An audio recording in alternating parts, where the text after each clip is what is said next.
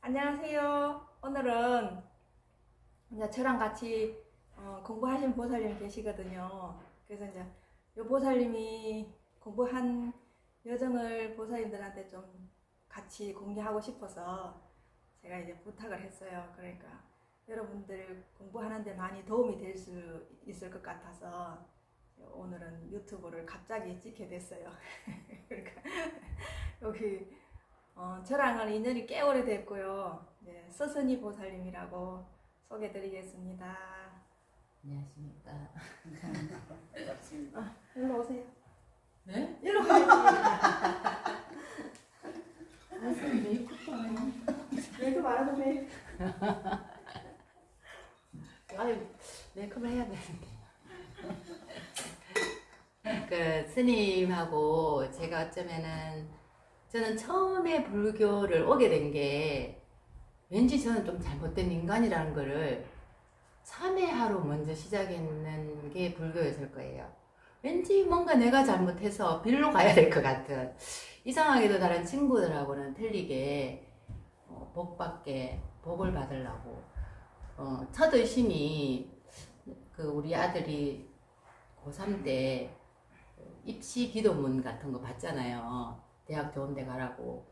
저기 동화사 어느 암사에 갔는데 주지 스님이 하루에 신묘장구 대단하리를 22편을 치고 천수경을 하고 뭐 이러는데, 첫째 의심이 이걸 읽는데 우리 아들이 왜 서울대를 갈까? 뭐 그런 의심부터 좀 가졌던 것 같아요. 근데 뭐 쪼매난 절은 가기 싫어서 업소비 가지고 안 가고 이런 경우도 좀 많았고 그랬었는데, 그 어떤 평생교육원의 경대에 거기 가서 선임하고 인연이 다 궁금하실 거예요. 미술심리라는 공부가 있었어요. 그래서 미술심리 공부하러 갔는데 거기서 스님하고 스님 그 사형 스님하고 두 분이 미술심리 공부를 하러 오셨더라고요. 그래서 만나가지고 인연이 됐는데, 어쩌면은 거기는 참 스님 성함이 또 안선이시고 저는 서선이고. 네. 그래서 어쩌면 스님 뭐 보살님 이렇게 안 만나고 인연을 굳이 설명하자면 그냥 안선이 씨, 서선이 씨로 만났어요. 아마 그래서 또 제가 스님보다 또 이제 속가 나이로는 많고, 그래서 같이 이제 그 스님 절이 어디에요 하면서 이렇게 인연이 돼서, 처음에 스님이 저한테 약속했는 게 서선이를 찾아주겠다는 거예요. 서선이를. 그러니까 보니까 이제 내가 그 심리 공부를 하면서 발표하는 것들이 나는 배고 아줌마고 누구 엄마고 뭐 누구 마누라고 누구 집 며느리고 뭐 그게 내 이름인 줄 알고 살았는데, 나를 찾아준다니까 이제 솔깃했죠. 거기서부터 이제 공부라는 공부인데, 이제 여기 보살님들이 아까 방금 내가 얘기했듯이 네. 이 스님을 돌아서 만났는 게 아깝다면 저는 옆에서 똑같이 16년을 보냈어요. 만약에 진짜로 훌륭한 스님이라면, 스승이라면 저는 1년 안에 다 끝냈어야 되잖아요. 그렇잖아요. 근데 그게 사실은 참 요새 와서 가끔 그런 얘기를 해요. 제가 참 시간이 아깝다는 거를 이제 알게 됐다고. 저는 너무 열심히 살았기 때문에, 최선을 다하고 살았다고 늘 생각했기 때문에 시간이 아깝다는 생각을 한 적이 별로 없었어요. 그러고 뭐 과거로 돌아가면 이렇게 살아야지 하는 것도 없었는데도 불구하고 요즘 생각하면 여기 이렇게 공부하러 오시는 보살님들 보면서 참 시간이 아깝다. 공부했는 여정을 뭐 말해라 이런 거는 이제 제가 우리 모두 다 사랑을 하고 그래서 남자를 만나서 결혼을 했잖아요. 맞잖아요.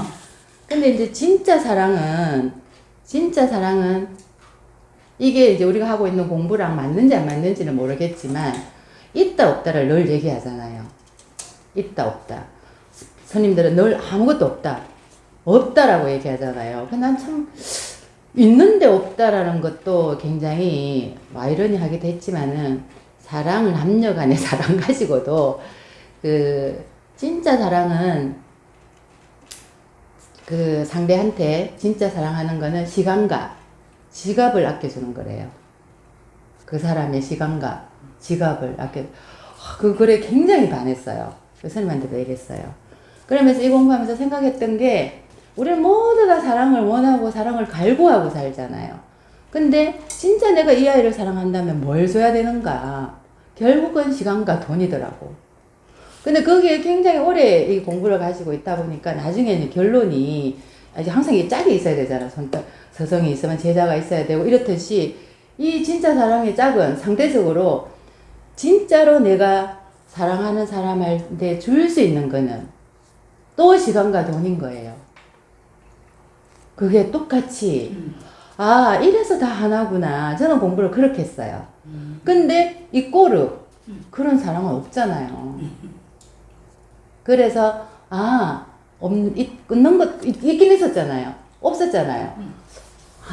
그래서 선생님들이 스승들이 있었잖아. 없잖아. 근데 이렇게 말씀하셨구나. 저는 이제 그런 어떤 내가 살고 있는 가장 궁극적인 내가 도를 깨쳐서 어쩌고 저쩌고 이런 거에서는 상관없이 좀 저 스승의 말을 발자취를 쫓아내도 다시 들어오고 밤중에 들어오라 하면 들어오고 그랬을 때 이제 그런 식으로 늘 내가 실생활에서 사랑의 남편이 정말 싫어졌을 때 한때는 사랑했잖아요. 아이들이 정말 내 곁에 있어서 너무 불편하고 이런 모든 부분들에 대해서 그걸 공부를 삼기 시작했어요. 건강경이니 이런 기본적인 거는 스님 앞에서 그냥 경전 공부를 좀 했고 제가 또 나이 49세 때 대학을 갔어요. 수시로. 네, 거기 가서 기본적인 불교 교리를 철학에 입각한 교리를 그 동대 경주 캠퍼스에 가가지고 불교 아동학과라고 전 세계적으로 그 한과가 있는 과를 가게 된 거예요. 거기 가서 교양 과목에 기본적으로 그게 종단학교니까 이 불교와 철학, 불교와 인간관계 이런 공부 1년 동안 너무 많이 했어요.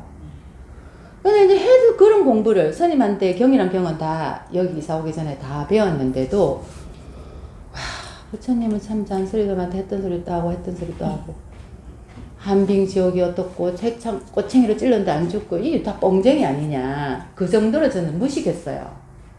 근데 이제 늘 함께 하다 보니까 사우나도 같이 가게 된 거예요. 가서 이제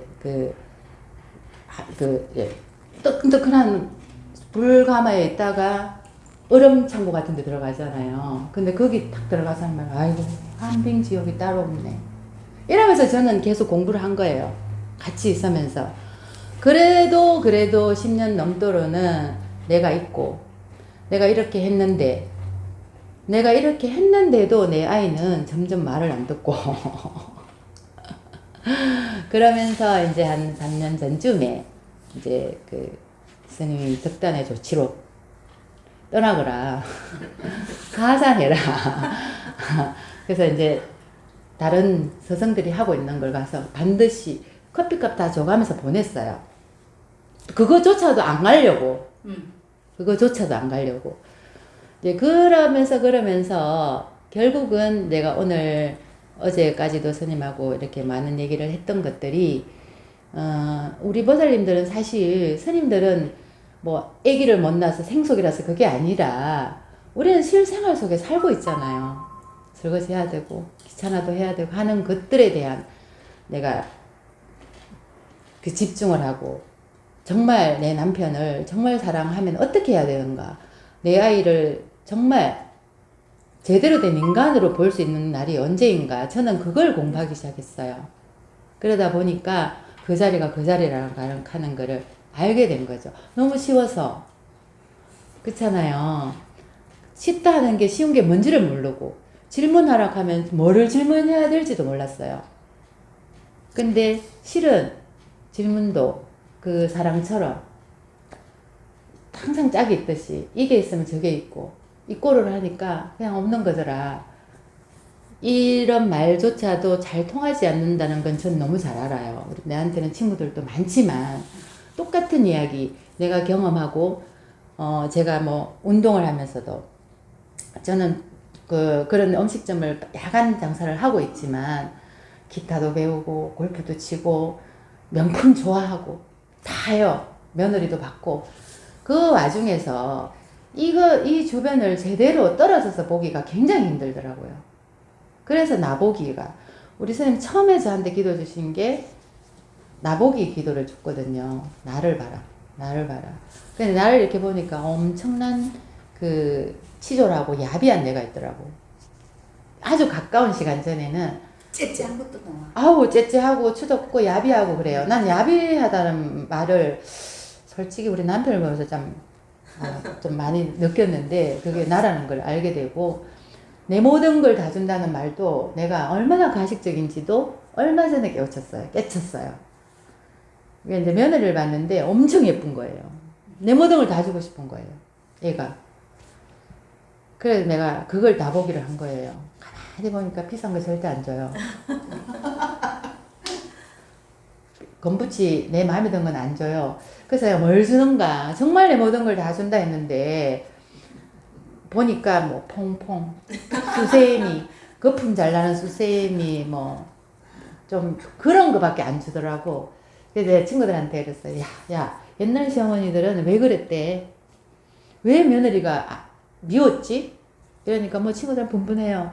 나는 내 모든 걸 다 주고 싶을 만큼 예쁘던데 왜 그랬지? 하고 보니까 애들 다 반해요. 그 말에. 자기들도 그렇대.